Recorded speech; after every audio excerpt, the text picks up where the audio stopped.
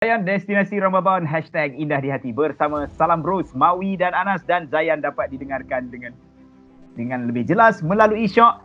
Dengarkan kami dengan audio yang lebih berkualiti aplikasi Shock percuma, itulah SYOK, dan kita semua di dalam tempoh Perintah Kawalan Pergerakan sehingga 12 Mei 2020.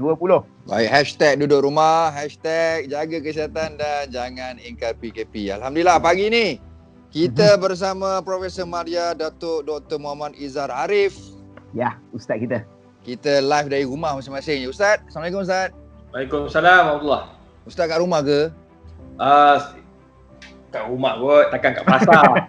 Tak, sebab sekarang orang boleh tukar background Ustaz. Weh, takut lagi orang kata kat belakang tu kedai TV ke apa? Kan. Aduh, hai. Okey Ustaz.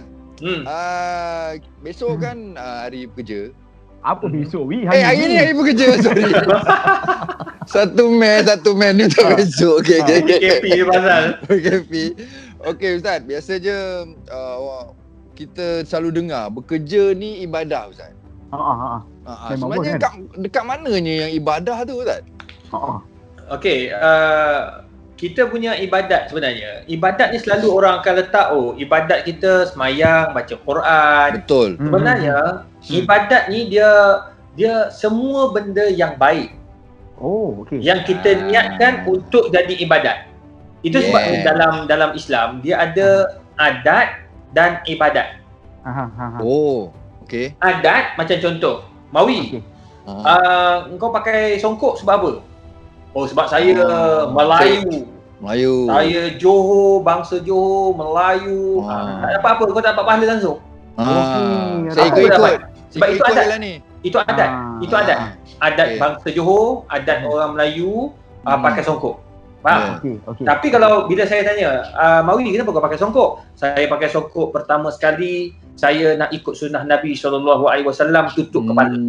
Ada kalanya Nabi pakai serban, ada kalanya Nabi SAW pakai kopiah, dan ada kalanya Nabi SAW tak pakai apa-apa. Jadi maknanya bila kita kata perbuatan kita itu tutup kepala nak ikut sunnah Nabi SAW, maka dapat pahala.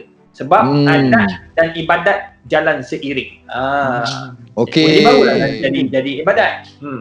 Dia gantung pada niat lah ni. Ya, balik pada niat. Apa Nas? Betul lah. Tak, dia seiring macam Ustaz cakap tadi. Seiring. Yang membezakan dia cuma niat lah. Betul. Itu cerita dia. Okey Nas, soalan seterusnya tapi nak minta Ustaz jawab selepas ini. Alright, Ustaz. Dia soalan dia macam ni.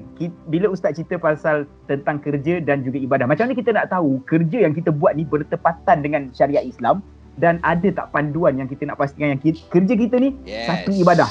Like. Lepas kita jawab, Ustaz. Macam mana kita nak jadikan pekerjaan kita itu satu ibadat? Pertama, mestilah perkara-perkara itu tidak bercanggah dengan Al-Quran dan sunnah Nabi Muhammad SAW.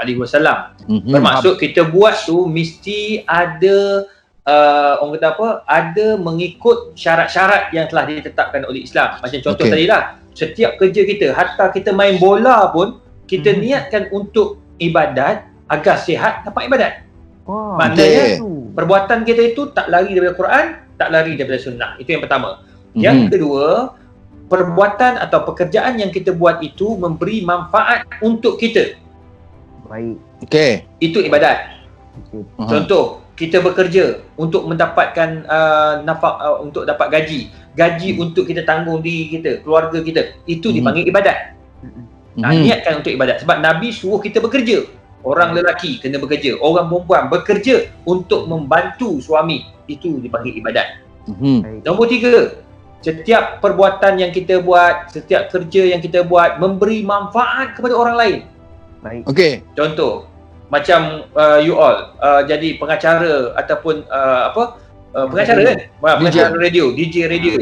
You all memberikan orang jadi macam tak boring dalam kereta, orang tak stres dalam kereta, you all bagi ilmu, you all ni memberi manfaat pada orang lain. Percayalah, itu juga ibadat. Tapi kena niatkan itu satu ibadat. Kalau you all anggap itu sebagai satu kerja nak glamour, orang tak dapat apa-apa. Dosa tak dapat, tapi tak dapat pahala. Rugi lah. Sia-sia perbuatan tu. Jadi niatkan, aku bagi orang tak tidur dalam kereta, orang tak bosan dalam kereta. Jadi kami gunakan platform DJ ni untuk ajak orang ke arah kebaikan. Itu penting. So ada berapa panduan lagi Ustaz? Ada lagi 2? Ada lagi 2. Kita sambung lepas ni Ustaz. Tadi Ustaz dah kongsi 3 panduan. Katanya ada lagi 2 ni. Okey, 3 panduan kita dah jelaskan. Pertama, tidak bercanggah dengan Al-Quran dan Sunnah. Yang kedua, memberi manfaat untuk kita. Yang ketiga, manfaat untuk orang lain.